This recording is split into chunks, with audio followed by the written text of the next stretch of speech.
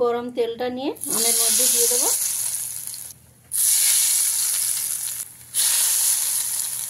কাঁচা আম শেষ হওয়ার আগেই আপনারা এইভাবে আচারটা বানালে আচারের টেস্টটা খুব ভালোই হয়, আপনাদের অবশ্যই ভালো লাগবে। নমস্কার বন্ধুরা, সবাইকে মনের মতো রান্নাতে স্বাগত জানাই। আমি আজকে আবারও একটা রেসিপি নিয়ে চলে এসেছি আপনাদের কাছে। আজকে আমাদের রেসিপি আমের ঝুরি আচার।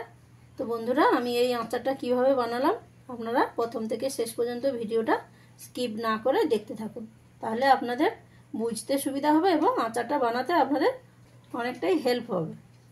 আমের ঝুরি আচার বানানোর জন্য আমি এখানে 1 কেজি আম নিয়ে নিয়েছি। প্রথমে আমগুলোকে ভালো করে ধুয়ে নিতে হবে। তার জন্য আমি একটা পাত্রে জল নিয়ে নিয়েছি, তাতে আমগুলো দিয়ে দেব। আমগুলোকে ভালো করে ধুয়ে নিতে হবে।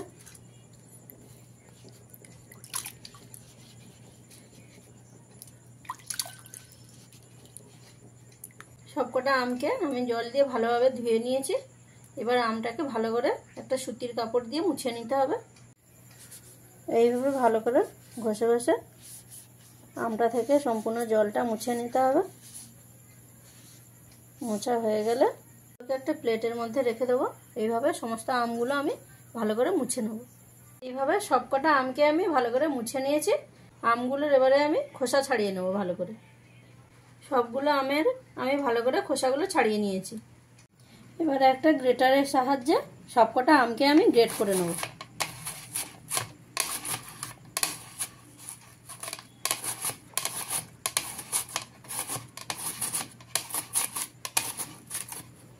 এইভাবে সবকটা আম আমি গ্রেট করে নেব। সবগুলো আমকে এইভাবে আমি ভালো করে গ্রেট করে নিয়েছি। এবারে গ্রেট করা আমের মধ্যে আমি পরিমাণ মতো লবণ দিয়ে দেবো, দিয়ে ভালো করে মেখে নেব।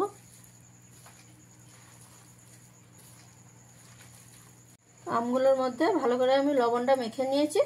এবারে 5 মিনিট মতন আমি রেখে দেবো। ঝুরি আচার বানানোর জন্য আমি একটা কড়াই নিয়ে গরম করে নিয়েছি।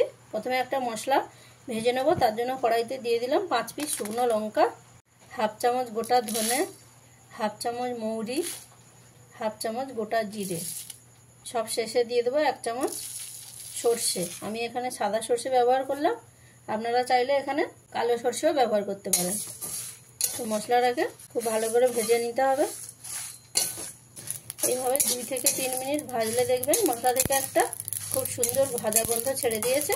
তো এবারে আমি গ্যাসটাকে অফ করে দেবো, দিয়ে মশলাটাকে একটা প্লেটে নামিয়ে নিয়ে ঠান্ডা করে গুঁড়ো করে দেবো। 5 মিনিট পরে দেখুন আমটা থেকে কতটা পরিমাণ জল ছেড়ে দিয়েছে। তো আমি আমগুলোকে আমি এরকম চিপে চিপে জলটা বার করে নেব।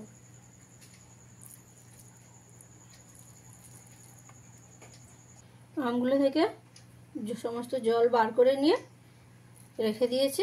এবারে এর মধ্যে দিয়ে দেবো কিছুটা পরিমাণ বিট লবণ আর অল্প কিছুটা পরিমাণ রেগুলার লবণ। এরপরে দিয়ে দেবো হাফ চামচ হলুদের গুঁড়ো। এরপরে দেবো এখানে 250 গ্রাম চিনি নিয়েছি, চিনিটা এর মধ্যে দিয়ে দেবো। সব শেষে দিয়ে দেবো কিছুটা পরিমাণ জোয়ান। তো জোয়ানটাকে আমি হাতে নিয়ে নেব। হাতে নিয়ে এইভাবে একটু ডলে এর মধ্যে দিয়ে দেবো, তাহলে স্মেলটা খুব ভালো আসবে।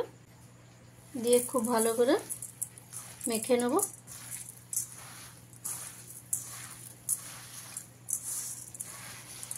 নিয়েছি। এবারে এর মধ্যে আমি দিয়ে দেবো ভেজে রাখা সেই মশলা, দিয়ে আবারও একবার খুব ভালো করে মেখে নেব।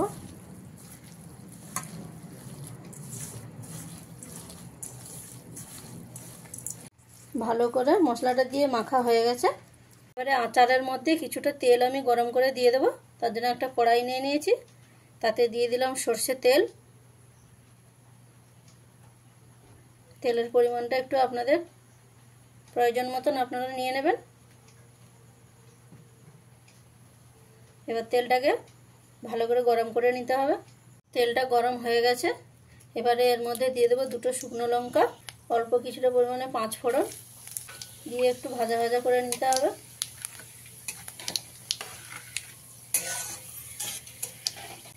মশলাগুলো ভাজা ভাজা হয়ে গেছে। এবারে গ্যাসের ফ্লেমটাকে অফ করে দিলাম।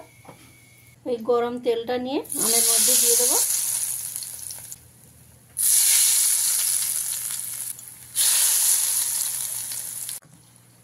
তো বন্ধুরা, কাঁচা আম শেষ হওয়ার আগেই আপনারা একবার চেষ্টা করুন এই আচারটা বানিয়ে নেওয়ার। এইভাবে আচারটা বানালে আচারের টেস্টটা খুব ভালোই হয়।